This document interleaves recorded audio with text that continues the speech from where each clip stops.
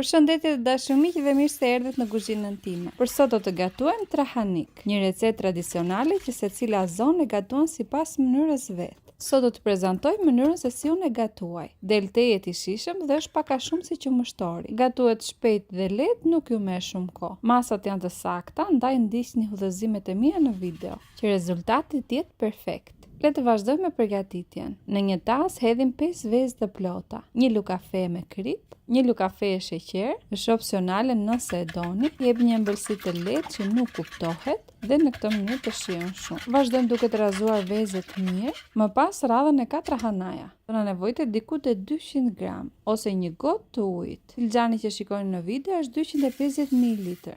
Hapi radhës është qumshi ngrohtë. Duhet të jetë i ngrohtë, po jo shumë i nxehtë, që ta duroj gishti vogël dhe mos të na piqen vezët. Qumshi duhet i ngrohtë, pasi duhet të shkritra hanan. Ka disa receta që e ziejnë me qumshin ose me ujin, por unë e përgatis me mënyrë më të lehtë dhe të shpejtë dhe rezultati është 100% i sigurt. E mbuloj me një pecetë dhe do e lëm për 15 minuta, që hanaja të zbutet dhe të fillojë të shkrijë.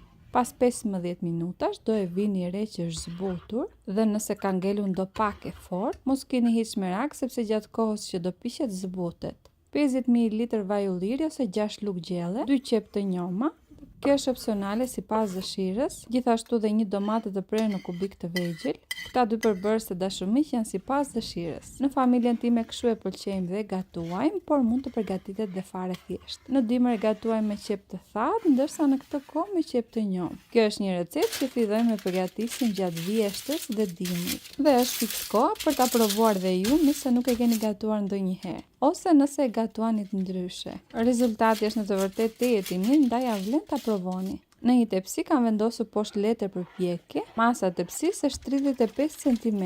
Duhet të dalë i hollë dhe jo shumë i trash, pak a shumë është si punë e qumështorit. E përziej mirë, e hapim trahanan që mos të ngelet në mes. Gjatë pjekjes do zjej dhe do lidhet dhe radhën e ka djathi. Mund të shtoni diku te 150 me 200 gram djath feta. Duhet të bëni dhe kujdes me djathin, nëse djathi është i kripur nuk do të shtoni shumë, ose do të kujdesni kripën që keni hedhur në fillim. Pjekim në furrë të parangrohur në 200 gradë për afërsisht 45 minuta.